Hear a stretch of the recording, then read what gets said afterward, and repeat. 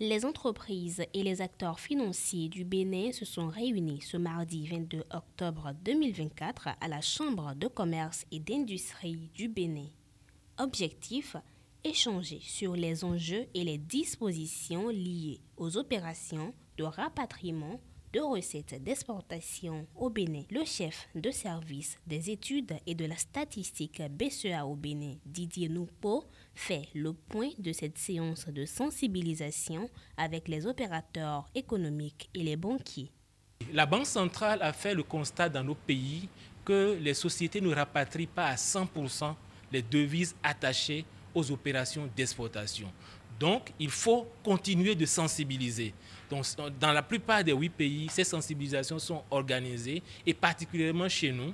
Donc, nous organisons ces sensibilisations à l'endroit des entreprises, à l'endroit des banques, parce que ces devises sont indispensables pour nous, et donc nous devrions tout faire pour que ces devises soient encaissées et centralisées dans notre union. Nous sommes dans une union de 8 pays et ayant un pool commun de devises, et donc toute opération d'exportation réalisée doit faire l'objet de rapatriement des recettes attachées via la Banque centrale.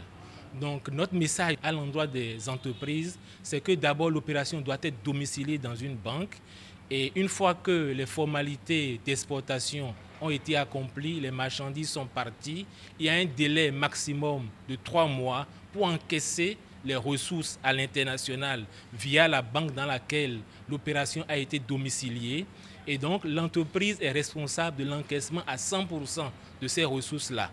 Une fois que la banque a reçu les 100% des ressources, la banque a l'obligation de les déclarer et de les céder à la BCEAO.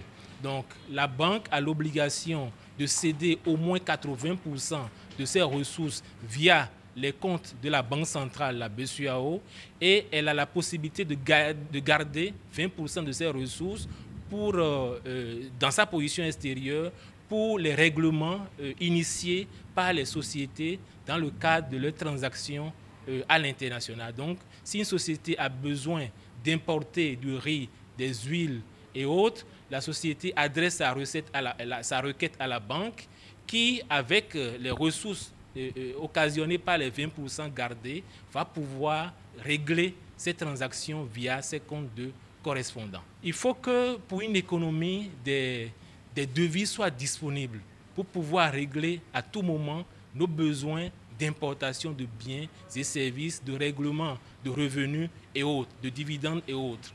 Donc, il faut que l'économie, dans son dynamisme, puisse produire, exporter davantage et donc encaisser ces devises et les faire venir. Donc vous voyez que ça crée du dynamisme économique. Donc la vigueur économique, c'est la production, ce sont les exportations. Et c'est à quoi nous convions les sociétés exportatrices, et que les ressources attachées à ça, les devises attachées à ça, soient encaissées à 100% et cédées aux banques et donc à la BCEAO. Selon la responsable des opérations internationales de la Banque internationale pour l'industrie et le commerce BIC, Emmanuel Ladécan, cette rencontre présente des avantages pour les entreprises qui ont participé. Alors, la présentation de ce matin, c'est un rappel de la réglementation bancaire et de tout ce que nous savions déjà. Donc, ce matin, les entreprises qui ont participé à cette rencontre, cela leur permettra de revoir leur comptabilité en matière de constitution de dossiers de recettes d'exportation. Oui, c'est notre pratique au quotidien. Donc, nous sommes là pour accompagner les entreprises pour que 100% de leurs recettes soient rapatriées. Gladys Alahassa, directrice générale de Coto Bénin, partage ses acquis et ses impressions au terme de cette séance de sensibilisation entre entreprises et acteurs financiers du Bénin.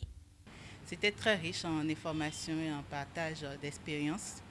J'ai retenu beaucoup de choses. Déjà, nous, en tant qu'entreprise industrielle, c'est de veiller à respecter déjà les lois cadres mises en place, les réglementations déjà définies par les différents systèmes. Et dans ce sens particulièrement, c'est de veiller au rapatriement des devises. C'est vrai que nous, en tant qu'opérateurs, on est souvent très dynamique, on est souvent pressé par le temps. On ne veille pas souvent à la formalisation. Donc, on aura désormais une meilleure écoute des sollicitations de nos accompagnateurs. Je veux parler des banques et des services financiers pour mieux comprendre leurs doléances dans leur besoin de nous accompagner sur nos opérations financières. Et au-delà de cela, c'est de veiller également à ne pas se faire rattraper des différentes sanctions prévues par la réglementation. Très intéressant. C'était aussi bon d'apprendre que la BCEAO couvre quand même de façon beaucoup plus large nos opérations en termes de devises au niveau des banques. Et nous, en tant qu'opérateurs, on va veiller derrière à ce que ce ne soit pas des accompagnements qui ne soient pas totalement exploités. Oui, l'engagement est pris. Après, nous allons également demander aux différentes structures, la CIB, aux services financiers, les banquiers également, de simplifier les processus pour que ce ne soit pas lourd pour nous en tant qu'opérateurs et entrepreneurs de devoir nous conformer à ces différentes réglementations-là. Donc c'est très bien déjà d'avoir pensé à tout ce cadre formel et formalisé, mais au-delà, il faudra penser également à simplifier les délais, à simplifier les systèmes pour que la digitalisation déjà avec le GUS et autres soit beaucoup plus facile à utiliser pour nous en tant qu'entrepreneurs. Et voilà. Payer des services, régler des transactions ou encore monter des usines de transformation.